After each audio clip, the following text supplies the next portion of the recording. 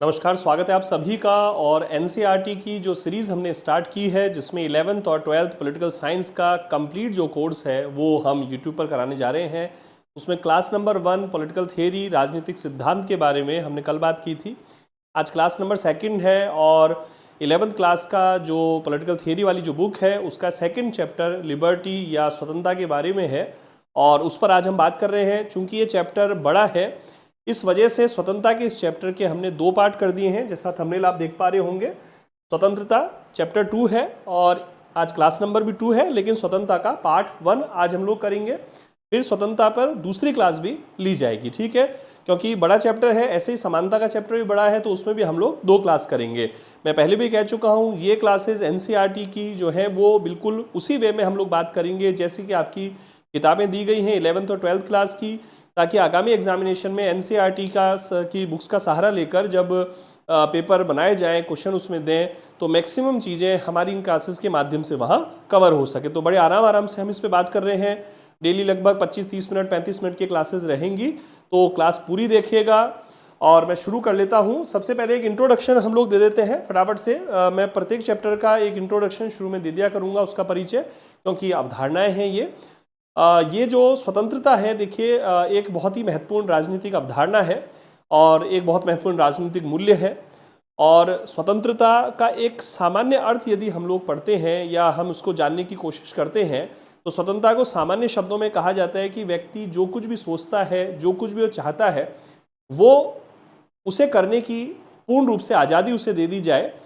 जो व्यक्ति सोचता है, जो वो करना चाहता है, जो वो पाना चाहता है, वो करे, और उस पर वो कार्य करते समय किसी भी प्रकार के प्रतिबंध ना हो, किसी भी प्रकार के बंधन ना हो, कोई रेस्ट्रिक्शंस ना हो, कोई लिमिटेशन ना हो, यानी प्रतिबंधों से रहित, जो बंधन है उनसे रहित या सीमाओं से जो रहित व्यवस्था है, वो स्वतंत्रता का एक बिल्कुल सामान्य अर्थ मानी जाती है। एक आम जब हम स्वतंत्रता का अर्थ करने का प्रयास करते हैं तो सबसे पहले जहन में यही बात आती है कि मैं जो कुछ चाहता हूँ, मैं जो कुछ पाना चाहता हूँ, मैं जो कुछ करना चाहता हूँ, मैं वो कर सकूँ, मुझे वो करने दिया जाए, और वो कार्य करते समय मेरी जो क्षमताएं हैं वो अत्यधिक हो, उन पर किसी प्रकार की सीमाएं ना हो, मेरी जो क्रियाएं हैं या मेरी जो सोच है वो बिल्कुल किसी भी प्रकार के प्रतिबंधों से रहित हो, lack of any kind of restrictions हो, किसी भी प्रकार की बाधाएं या किसी भी प्रकार के जो प्रतिबंध हैं वो ना हो। तो सामान्य अर्थ में कहा जाता है कि प्रतिबंधों का जो अभाव है वही स्वतंत्रता है। लेकिन ये जो स्वतंत्रता का आदर्श जिसकी मैं बात यहाँ पर कर रहा हूँ समझाने के क्रम में,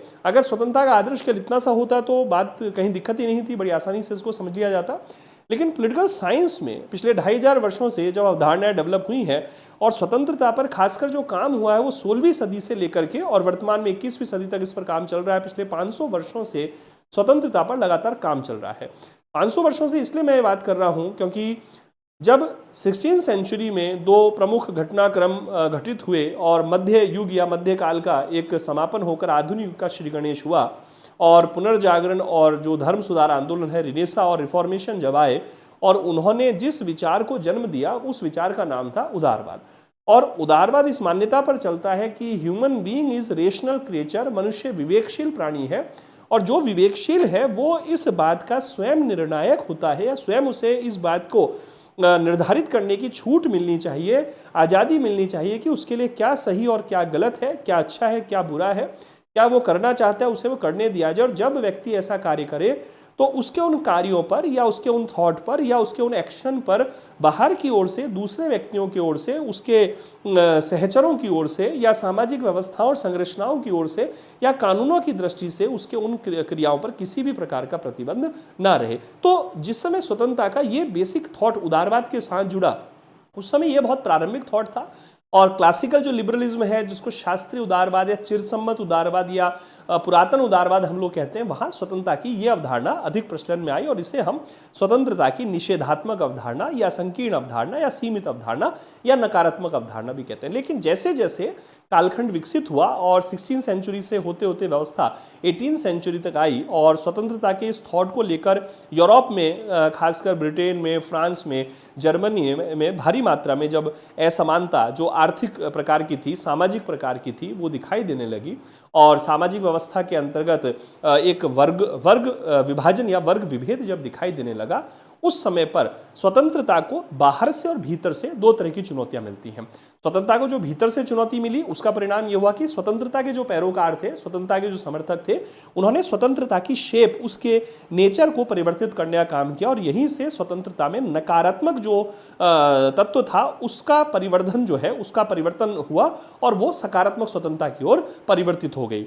और दूसरी तरफ जो बाहर से चुनौतियां मिली थी, उन चुनौतियों ने उदारवाद के एक विकल्प के रूप में, उदारवाद के विरोध के रूप में समाजवाद और कालांतर में मार्क्सवाद के रूप में व्यवस्थाओं को जन्म दिया।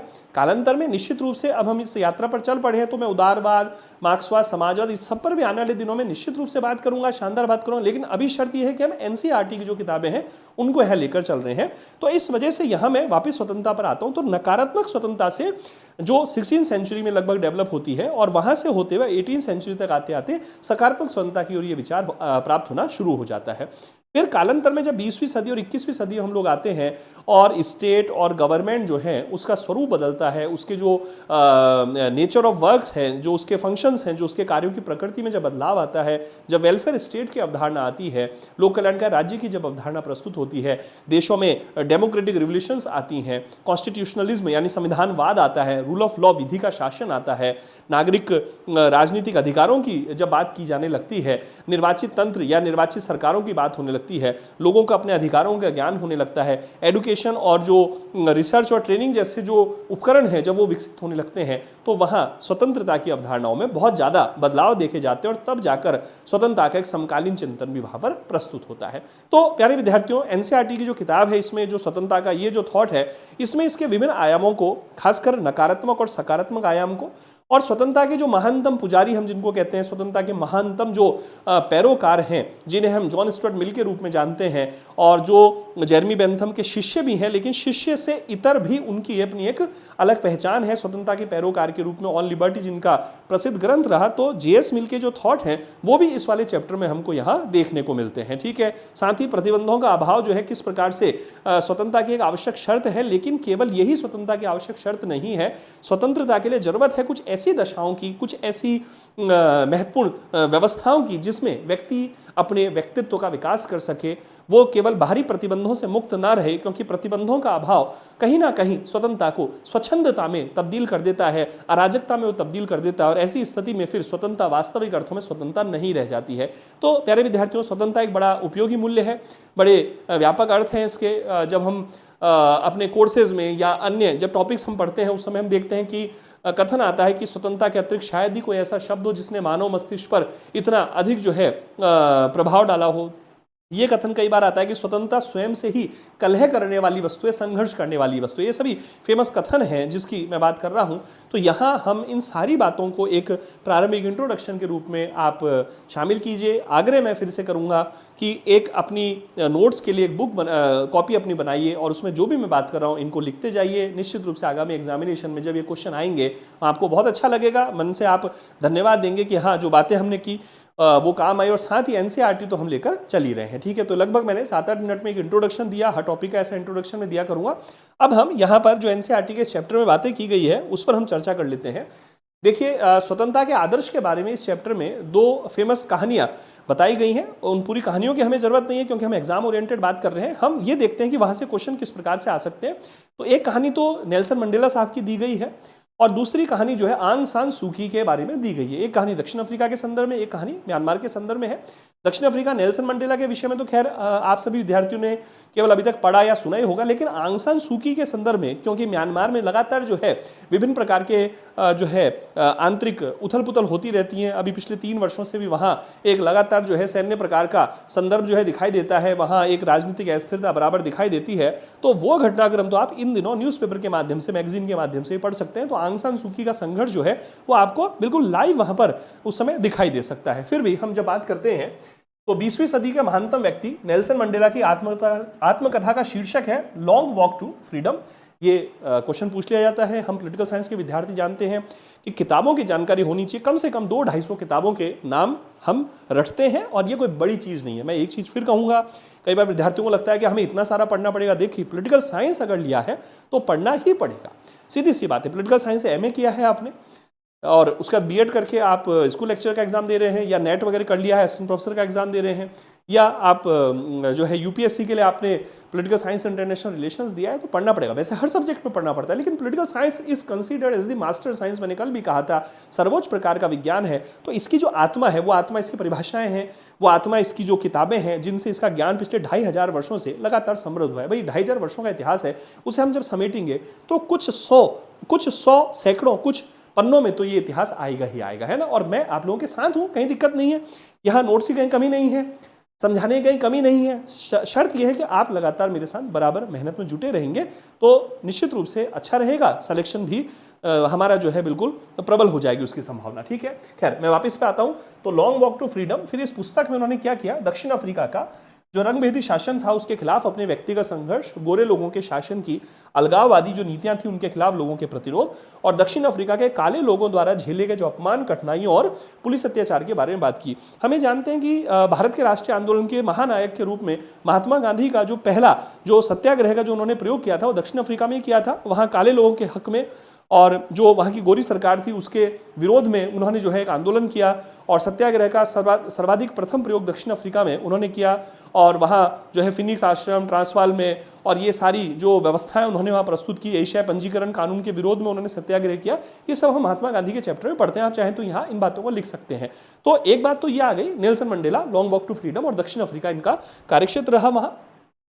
दूसरा, आंग सान सूकी के लिए गांधी जी के अहिंसा के विचार प्रेरणा सूत्र। देखिए, अभी मैंने गांधी जी का जिक्र किया, गांधी एक ग्लोबल पर्सनैलिटी है और हमारे पॉलिटिकल साइंस के एक महान थिंकर हैं।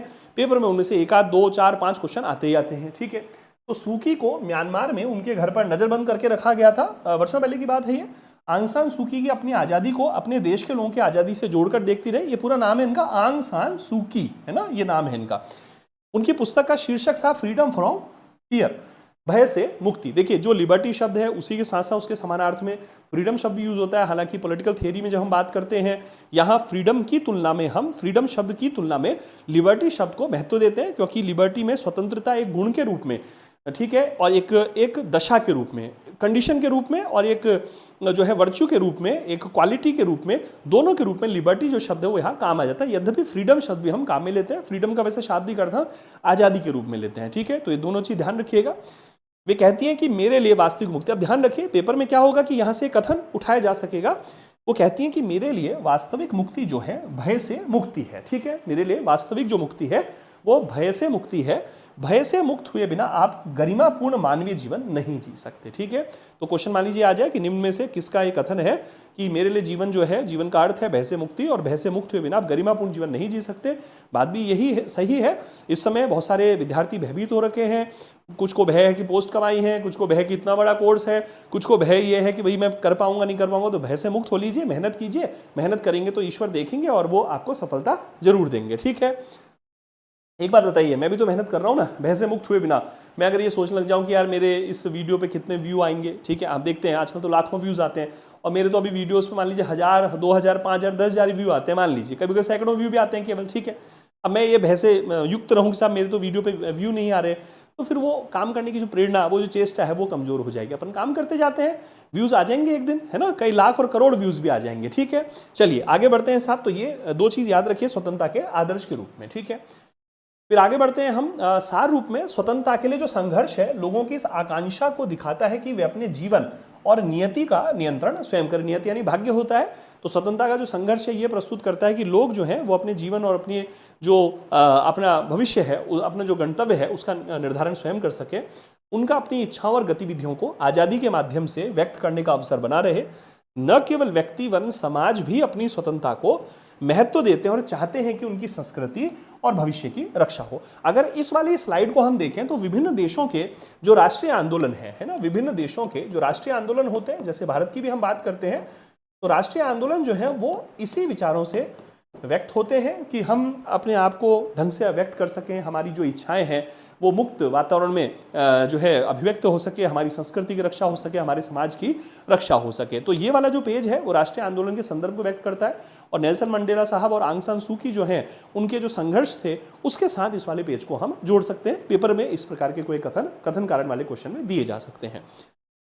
फिर आते हैं हम यहाँ आगे, राजनीतिक सिद्धांत में स्वतंत्रता के बारे में अधिकतर चर्चा। अब यहाँ पर आगे की पॉलिटिकल थियरी में जो लिबर्टी है, स्वतंत्रता है, उसके बारे में अधिकतर चर्चा किस प्रकार की होती है? तो ये कहते हैं कि स्वतंत्रता के बारे में अधिकतर चर्चा ऐसे नियमों को विकसित करने पर केंद्रित रही है जो सामाजिक रूप से आवश्यक सीमाओं और बाकी प्रतिबंधों के बीच अंतर स्पष्ट करते हैं। ठीक है, अभी मैंने थोड़ी देर पहले कहा कि स्वतंत्रता जो है बहुत कुछ करने या सब कुछ कर डालने का नाम है एक सामान्य रूप में, लेकिन राजनीतिक सिद्धांत में जब चर्चा होगी तो सब कुछ कर डालना या जो हम चाहें वो कर डालना, जब ये चीज आएगी तो वो स्वतंत्रता को उसके सार अर्थ से दूर ले जाकर एक प्रकार की अराजकता, एक प्रकार के गैर जिम्मेदाराना व्यवहार, एक प्रकार के हिंसक निरंकुश व्यवहार या स्वच्छंद आचरण की ओर ले जाएगी। इसलिए मैकेंजी की परिभाषा है कि स्वतंत्रता सभी प्रकार के प्रतिबंधों का अभाव नहीं है, बल्कि अनुचित प्रकार के प्रतिबंधों के स्थान पर उचित प्रकार के प्रतिबंधों की व्यवस्था है। क्योंकि लिमिटेशन जब होंगी तो निश्चित रूप से लिमिटेशन हमें क्या करती है? दायित्वपूर्ण बनाती है। तो स्वतंत्रता केवल हमारा अधिकार नहीं है, बल्कि वो हमारा एक महत्वपूर्ण दायित्व है। जैसे हम इंडियन कॉन्स्टिट्यूशन में पढ़ते हैं कि हमारी वाक अभिव्यक्ति की स्वतंत्रता है, एक बहुत ही महत्वपूर्ण हमारा जो है मौलिक अधिकार है, नागरिक स्वतंत्रता है हमारी। लेकिन उस वाक अभिव्यक्ति की जो स्वतंत्रता है, उस स्वतंत्रता को प्रस्तुत करते समय हम कॉन्स्टिट्यूशन में दिए गए जो 8 प्रकार के प्रतिबंध हैं, जो कॉन्स्टिट्यूशन के आर्टिकल 19 खंड 2 में दिए गए, उन प्रतिबंधों के अधीन वो हमारी वाक अभिव्यक्ति की स्वतंत्रता। या हम आर्टिकल 25 में जब धार्मिक स्वतंत्रता की बात करते हैं तो वो जो धार्मिक स्वतंत्रता है वो स्वास्थ्य, सदाचार या जो लोक व्यवस्था है, इस प्रकार के प्रतिबंधों के अंतर्गत रहते हुए वो उपयोग में लाई जाती है। ठीक है, तो इसका मतलब स्वतंत्रता जो है राजनीतिक सिद्धांत में प्रतिबंधों और सीमाओं की मांग करती है। इस पर भी वाद विवाद रहा है कि स्वतंत्रता की क्या सीमाएं होनी चाहिए। हाँ, ये एक बड़ा वाद विवाद का विषय है कि जैसे मुझे ध्यान पड़ता है Shreya Singhal versus union of India का केस आया और उस केस में जो आईटी एक्ट है उसकी धारा 66A का परीक्षण करते हुए माननीय न्यायपालिका ने उसे अवैध घोषित किया, क्योंकि कहा गया कि आईटी एक्ट की धारा 66A जो है वो सोशल मीडिया पर जो व्यक्ति की स्वतंत्रता है उस पर अनुचित प्रकार के प्रतिबंध लगाती है।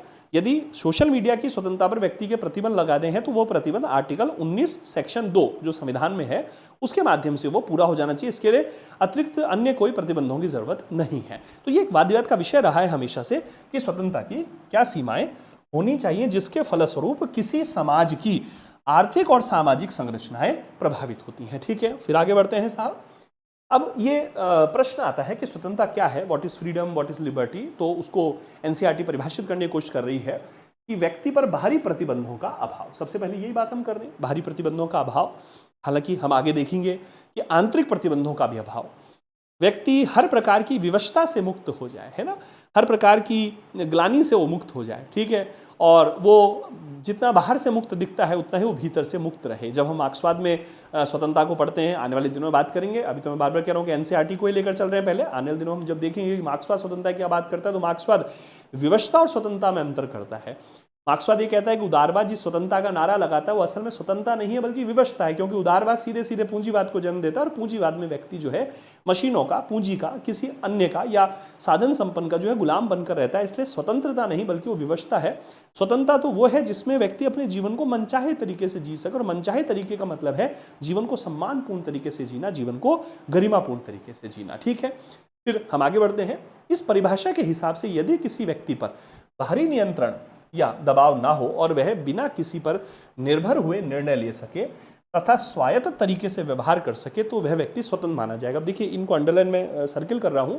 किसी व्यक्ति पर बाहरी नियंत्रण या दबाव ना हो, ठीक है, बाहरी नियंत्रण, ऐसे पेपर में क्वेश्चन आ सकते हैं, और वह बिना किसी पर निर्भर हुए, मतलब पर निर्भरता है ना, इसका मतलब है पर निर्भरता नहीं होनी चाहिए, और स्वायत्त तरीके से। स्वायत्तता होती है अधिकतम संभव स्वतंत्रता। स्वायत्तता का मतलब होता है जहां अधिकतम संभव स्वतंत्रता होती है, उससे व्यवहार कर सके तो वह व्यक्ति स्वतंत्र माना जा सकता है।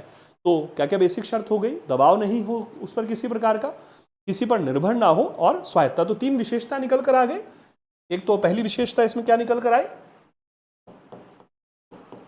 दबाव या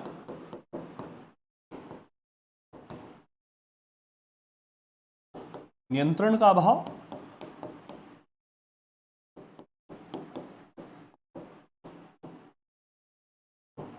बाहरी निर्भरता का अभाव और स्वायत्त तरीके से कार्य। ठीक है ना, जब ये तीनों चीजें मिल जाती हैं तो ये माना जाता है कि स्वतंत्रता का जो मूल्य है वो यहाँ सार्थक होने लगेगा। ठीक है, फिर आगे बढ़ते हैं साहब। हालांकि प्रतिबंधों का ना होना, देखिए फिर इसी बात को आगे व्याख्या की गई है।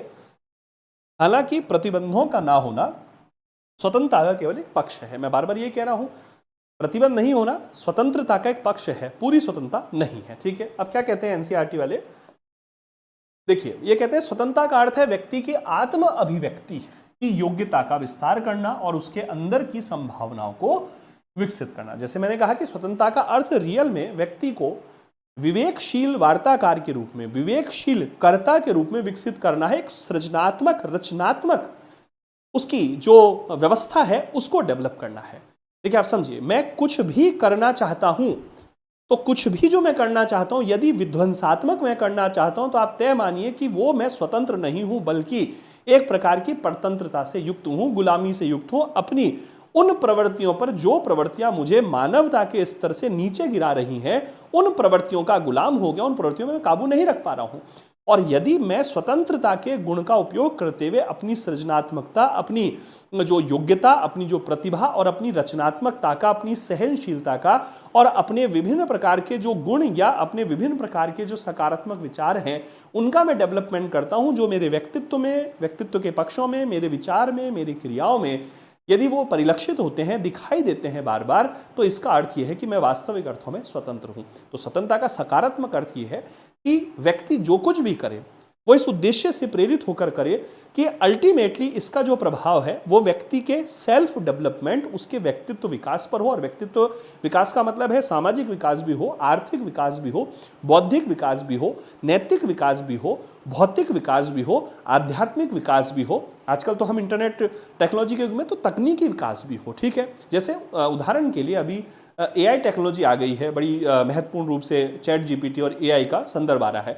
ऐसी स्थिति में हम उस टेक्नोलॉजी का उपयोग करते हैं और यदि मान लीजिए एक डीप फेक का एक संदर्भ आया, कोई व्यक्ति सोचता है कि मैं एआई का ज्ञान सीखकर और फोटोज को विकृत करके, वीडियोस को विकृत करके किसी व्यक्ति की यदि वो बदनामी करता है, गलत प्रकार के वीडियो वो संचालित या परिचालित करता है, तो ऐसी स्थिति में उस पर डिफेमेशन, मानहानि का संदर्भ उस पर लग सकता है। उस व्यक्ति के विरुद्ध जो है साइबर एक्ट के तहत कार्रवाई हो सकती है। और एक जो है एआई का उपयोग करते हुए कोई किसी प्रकार की ऐसी जो व्यवस्थाओं को प्रस्तुत करता है किसी फील्ड में जहां सृजनात्मकता, सुंदरता, एक रचनात्मकता जो है डेवलप हो सके। ठीक है, तो इसका अर्थ यह है कि स्वतंत्रता का अर्थ केवल प्रतिबंधों का अभाव नहीं है, बल्कि उन सारी दशाओं की उपस्थिति है जिसमें व्यक्ति की आत्म अभिव्यक्ति विकसित हो सके।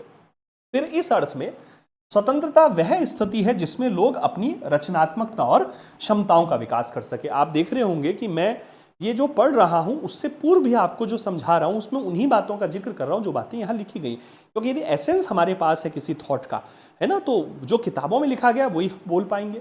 तो स्वतंत्रता का अर्थ है आत्म अभिव्यक्ति। तो यहां तो जो हमने बात करी ये तो बात थी नकारात्मक अर्थ की, है ना,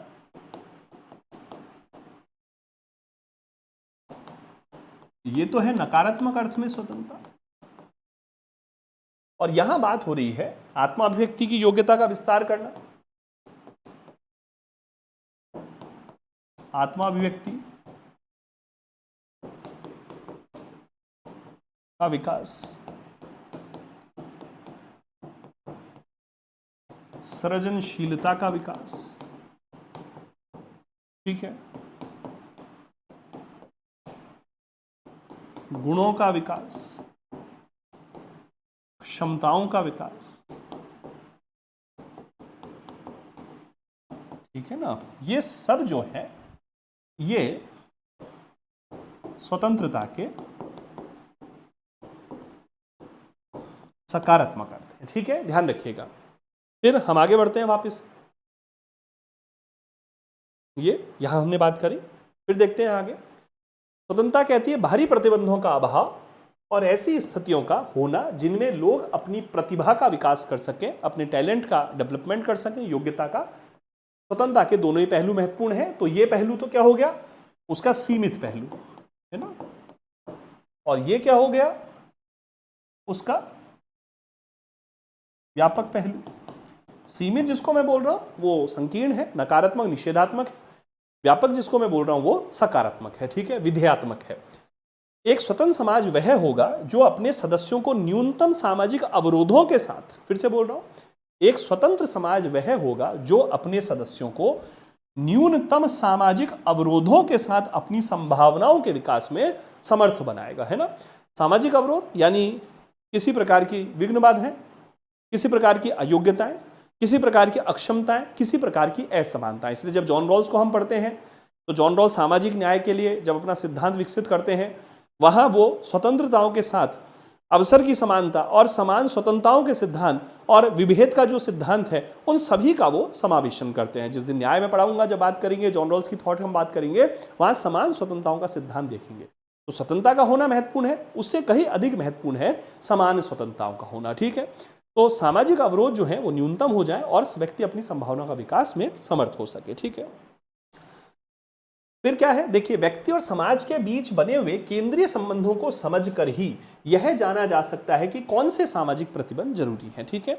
इसका मतलब यहां तक हम एक बात समझ गए कि स्वतंत्रता जो है वो प्रतिबंधों से विहीन, प्रतिबंध के अभाव, उसकी एक शर्त तो है, लेकिन स्वतंत्रता की संपूर्णता ये नहीं है। देखिए, है ना, समझिए, स्वतंत्रता की जो संपूर्णता है उसके लिए जरूरत है कि प्रतिबंध तो हटे, लेकिन साथ साथ ही व्यक्ति अपने सेल्फ, अपने जो स्व है उसके डेवलपमेंट में ज़्यादा से ज़्यादा मात्रा में कार्य कर सके। और डेवलपमेंट उसका तब होगा जब उसकी प्रकृति और उसकी प्रवृत्ति दोनों ही सही दिशा और सही मार्गदर्शन प्राप्त कर सकेंगे। क्या कह रहे हैं, देखते हैं वापस से। व्यक्ति और समाज के बीच बने हुए केंद्रीय संबंधों को समझकर ही यह जाना जा सकता है कि कौन से सामाजिक प्रतिबंध जरूरी हैं। जैसे मान लीजिए विवाह का एक संदर्भ है कि व्यक्ति को अपने जीवन साथी के चयन की स्वतंत्रता है, ठीक है। लेकिन जीवन साथी के चयन की जब स्वतंत्रता है तो उसके बावजूद स्वतंत्रता उसी क्षण उसी समय सार्थक हो सकेगी या वो उस समय ज़्यादा महत्वपूर्ण मानी जाएगी जब जीवन साथी के चयन की स्वतंत्रता में एक प्रकार के सामाजिक मर्यादित जो आचरण है, एक पारिवारिक जो सौहार्द है, वो यदि वहाँ बने रहते हैं, या एक विवाह योग्य जो न्यूनतम आयु सीमा है यदि उसका पालन वहां पर किया जाता है, ठीक है, वो जो व्यवस्था होगी वो उस वैवाहिक संबंधों में या अपने जीवन साथी के चयन की स्वतंत्रता को अधिकतम अर्थों में सकारात्मक रूप में प्रस्तुत कर सकेगी, ठीक है।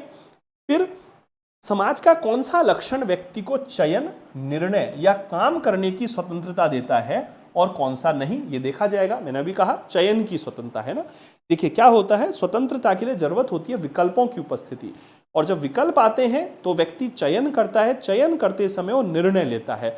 निर्णय उसका ऐसा होना चाहिए जो उसके लिए भी बेहतर हो, जिसके लिए लिया जा रहा है उसके लिए भी बेहतर है, और उसके माध्यम से जो दृष्टांत कायम हो, जो उदाहरण कायम हो, उन सभी के लिए एक बेहतरी वहां पर प्रस्तुत हो सके। तो विकल्पों की उपस्थिति, है ना, अल्टरनेट्स जिसको हम बोलते हैं, ठीक है, चयन का अधिकार और साथ ही निर्णय करते समय एक तर्क संगतता, ये स्वतंत्रता के कुछ आधारभूत पहलू हैं। आप लिख लीजिए इनको, ठीक है। फिर हमें यह भी देखने की आवश्यकता होगी कि जो सिद्धांत हमने यह तय करने में इस्तेमाल किए कि कौन सा प्रतिबंध जरूरी है, क्या उस सिद्धांत को व्यक्तिगत और समूह तथा राष्ट्र के बीच के संबंधों पर भी लागू किया जा सकता है। इसका मतलब इस पूरी स्लाइड से हमें पता चल रहा है, इस स्लाइड से हमें पता चल रहा है कि भाई जो स्वतंत्रता है केवल चयन या कुछ प्राप्त करने की आजादी ही नहीं है, वरन तर्कसंगत निर्णय से जुड़ा हुआ एक दायित्व है, ठीक है। तर्कसंगत निर्णय से जुड़ा हुआ एक दायित्व है, ठीक है। आइए फिर आगे बढ़ते हैं। फिर ये कहते हैं कि स्वतंत्रता का एक सकारात्मक पहलू भी है, ठीक है। बार बार ये चीजें घूम घूम के आ रही है, देखिए, क्योंकि एनसीईआरटी का पूरा चैप्टर मैं ले रहा हूं, क्योंकि कहीं से भी क्वेश्चन बन सकता है, इसलिए क्लासेस जो हैं वो निश्चित रूप से पर क्लास 30-35 मिनट की होगी ही होगी, है ना। स्वतंत्र होने के लिए समाज को उन बातों को विस्तार देना चाहिए जिससे व्यक्ति, समूह, समुदाय या राष्ट्र अपने भाग्य, दिशा और स्वरूप का निर्धारण करने में समर्थ हो सके। स्वतंत्र होने के लिए समाज को उन बातों को विस्तार देना चाहिए जिससे व्यक्ति, जैसे शिक्षा, जैसे नैतिकता, मैं लिख देता हूं यहां पर, ठीक है, का मीनिंग क्या कहना चाह रहे हैं वो, जैसे शिक्षा है,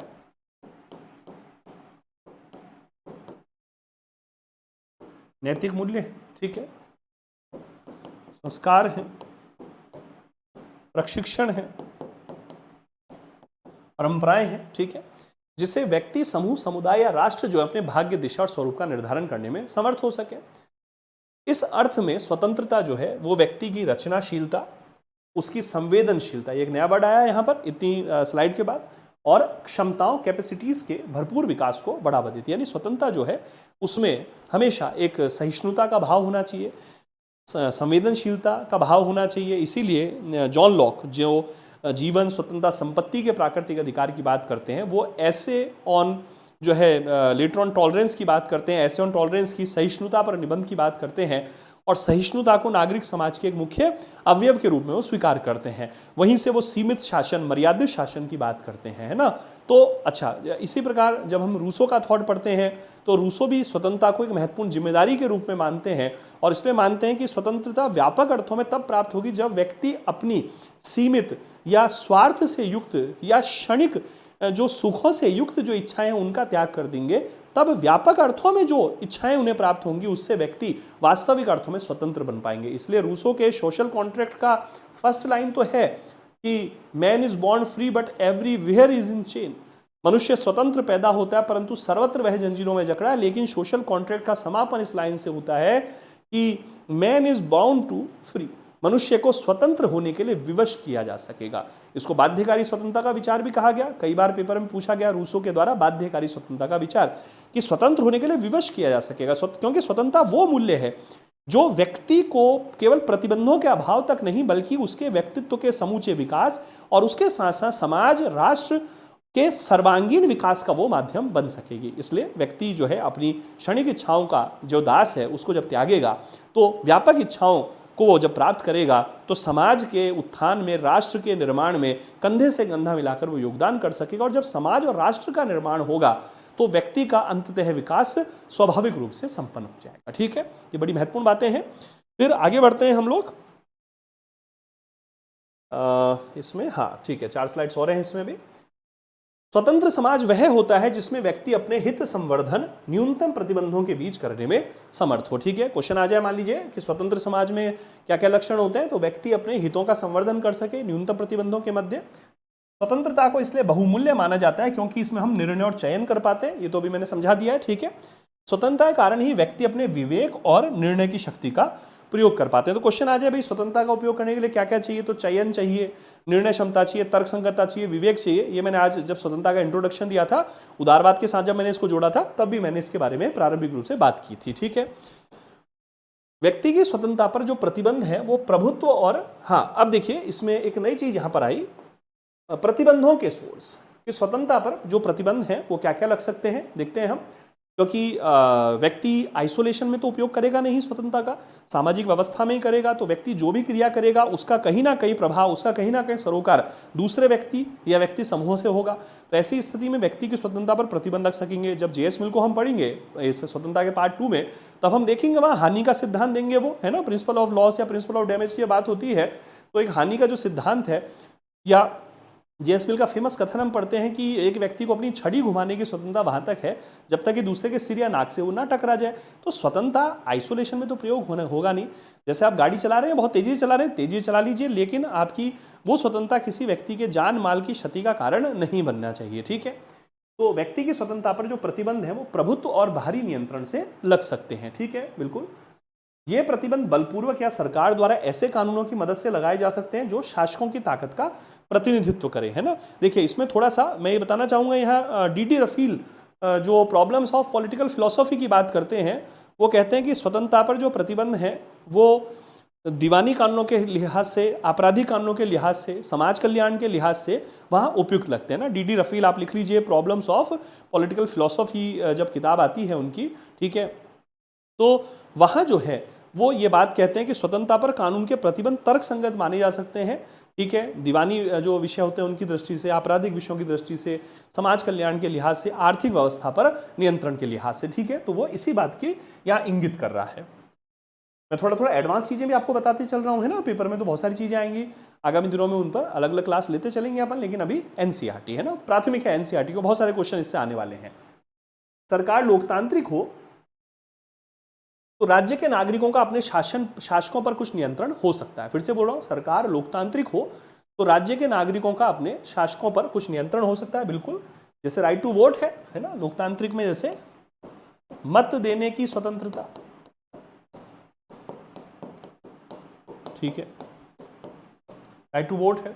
इसलिए लोकतांत्रिक सरकार जो है वो लोगों की स्वतंत्रता की रक्षा के लिए एक जरूरी माध्यम मानी गई है, बिल्कुल।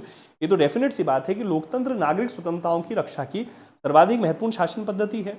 इसीलिए देखिए, मॉन्टेस्क्यू ने जो शक्ति पृथक्करण का विचार दिया, जब हम शक्ति पृथक्करण को पढ़ते हैं जिसमें कहा गया व्यवस्थापिका, कार्यपालिका, न्यायपालिका तीनों अपने अपने ही कार्यों करे और एक दूसरे कार्य में हस्तक्षेप ना करे, वहां ये कहा जाता है कि शक्ति पृथक्करण का जो सिद्धांत का जन्म ही व्यक्तियों की स्वतंत्रता की रक्षा के लिए हुआ है, नागरिक राजनीतिक स्वतंत्रता की रक्षा के लिए ही वो हुआ है। संविधानवाद या सीमित शासन का विचार, विधि के शासन का विचार, है ना, संवैधानिक जो सरकारों का जो विचार है, वास्तव में वो इसी उद्देश्य से हुआ है कि नागरिकों की स्वतंत्रताओं की रक्षा हो सके। तो डेमोक्रेसी जो है वो तो बेस्ट प्रणाली है लोगों की स्वतंत्रताओं की रक्षा करने की। फिर स्वतंत्रता पर जो प्रतिबंध हैं वो सामाजिक असमानता के कारण भी हो सकते हैं। देखिए, शुरू में इंट्रोडक्शन दिया था मैंने, आपको बताया था मैंने उस समय कि स्वतंत्रता एक अवस्था में आकर क्षमताओं से जुड़ा होने के कारण कुछ लोग अधिक स्वतंत्रता का उपभोग कर पाते हैं। जैसे मान लीजिए आपका कार्यालय है 10 किलोमीटर दूर, अब आपकी जो स्वतंत्रता यानी आपकी क्षमता से जुड़ा विषय, आपकी क्षमता यह है कि आप टू व्हीलर का उपयोग कर पा रहे हैं, आप टू व्हीलर से जा रहे हैं। आपका जो एक साथी है या आपका जो बॉस है उसकी क्षमता है फोर व्हीलर से आने की, वो फोर व्हीलर से जा रहा है, ठीक है। और एक व्यक्ति जो आपका ही सहचर है, आपका ही साथी है, वहां पर उसकी क्षमता बिल्कुल भी नहीं है, वो कोई पब्लिक ट्रांसपोर्ट का उपयोग करके आ रहा है, पैदल ही आ रहा है। तो सब में क्या हो गई, एक असमानता हो गई ना, संसाधनों की असमानता हो गई। तो संसाधनों की असमानता क्या कर रही है, आपकी आर्थिक क्षमताओं से जुड़ा विषय है, भौतिक क्षमताओं से जुड़ा विषय है, ठीक है। तो ये असमानता को क्रिएट करता है। तो स्वतंत्रता के मूल्य का संघर्ष होता है असमानता के विचार के साथ, इसीलिए समानता को कायम करने की जरूरत ज्यादा जरूरी मानी जाती है स्वतंत्रता को सार्थक करने के लिए, है ना, ध्यान रखिएगा। तो स्वतंत्रता पर प्रतिबंध सामाजिक असमानता के कारण भी हो सकते हैं, जैसा कि जाति व्यवस्था में होता है, और समाज में अत्यधिक आर्थिक असमानता के कारण भी स्वतंत्रता पर अंकुश लग सकते हैं। तो ध्यान रखिएगा, ये वाली जो लाइन है, जब समानता की हम बात करेंगे तब भी काम आएगी कि स्वतंत्रता पर प्रतिबंध सामाजिक असमानता के कारण हो सकते हैं, जैसा कि जाति व्यवस्था में होता है, और समाज में अत्यधिक आर्थिक असमानता के कारण भी स्वतंत्रता पर अंकुश लग सकते हैं। हाँ, फिर ये स्वतंत्रता के बारे में हमें प्रतिबंधों की आवश्यकता क्यों है। स्वतंत्रता के बारे में नेताजी सुभाष चंद्र बोस साहब का एक स्टेटमेंट है बहुत महत्वपूर्ण। मान लीजिए क्वेश्चन आ जाए, हम पढ़ते हैं स्टेटमेंट। वो कहते हैं, उनका स्टेटमेंट है 19 अक्टूबर 1929 का स्टेटमेंट है, और जो लाहौर में छात्र सम्मेलन में दिया गया अध्यक्षीय भाषण है उनका। वो कहते हैं कि यदि हम विचारों में क्रांति लाना चाहते हैं तो सबसे पहले हमारे सामने एक ऐसा आदर्श होना चाहिए जो हमारे पूरे जीवन को एक उमंग से भर दे। यह आदर्श स्वतंत्रता का है। तो मान लीजिए कथन दे दे, है ना, तो सुभाष चंद्र बोस का कथन है स्वतंत्रता के बारे में। लेकिन स्वतंत्रता ऐसा शब्द है जिसके बहुत सारे अर्थ हैं।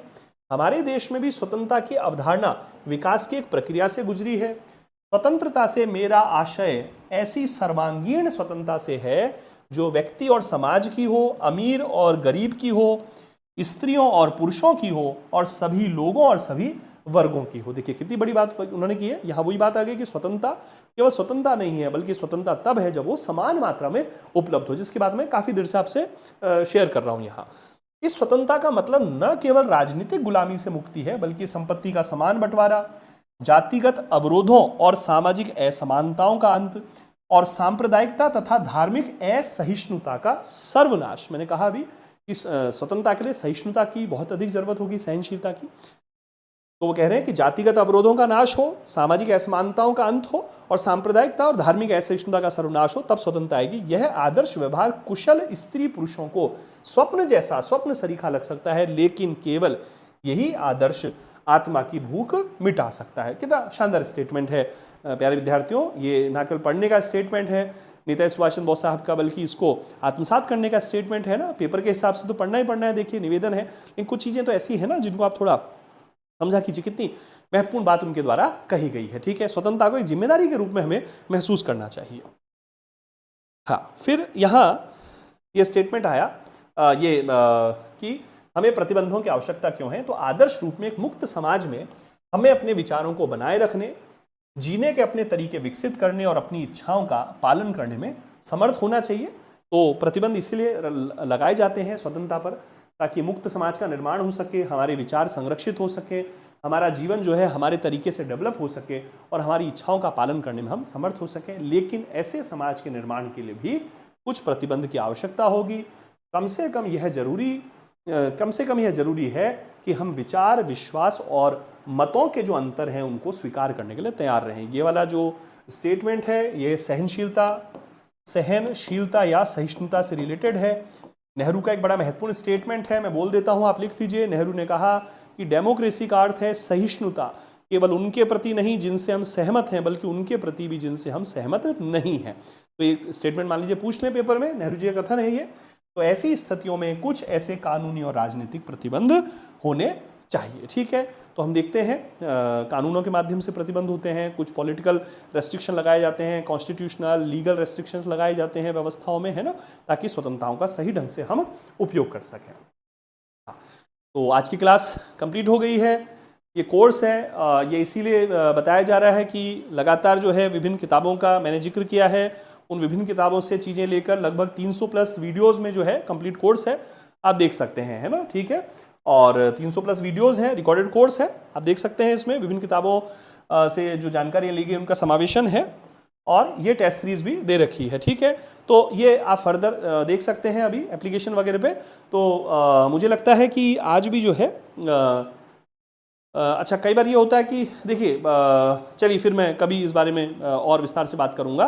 तो आज भी लगभग 40 मिनट की हमारी क्लास हो गई है, जिसमें हमने स्वतंत्रता पर शानदार 16-17 स्लाइड्स हमने ली, करीब 18-19 स्लाइड्स हो गई, 20 स्लाइड। और इस पर एक प्रारंभिक थॉट हमारा निर्मित हो पाया होगा, ऐसा मैं उम्मीद करता हूँ। साथ ही आपको ये भी ध्यान रखना है कि स्वतंत्रता पर कल जब हम बात करेंगे, इसके पार्ट 2 की हम बात करेंगे, जिसमें JS मिल का थॉट आएगा और नकारात्मक सकारात्मक स्वतंत्रता की इसमें और भी कुछ बातचीत की जाएगी, और तब जाकर स्वतंत्रता वाला चैप्टर कंप्लीट हो जाएगा। उसके बाद फिर हम समानता वाले चैप्टर पर चर्चा करेंगे। ठीक है, तो उम्मीद करता हूँ ये नवाचार, ये प्रयास पसंद आ रहा होगा।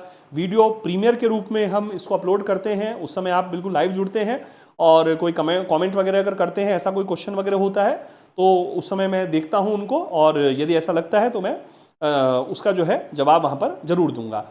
कुछ कमेंट होते हैं जिसमें आप तारीफ कर रहे होते हैं या कोई जो है शेरो शायरी उस प्रकार की कर रहे हैं, तो वो तो हमारी टेक्निकल टीम उसका रिप्लाई संभवतः कर देती है ना।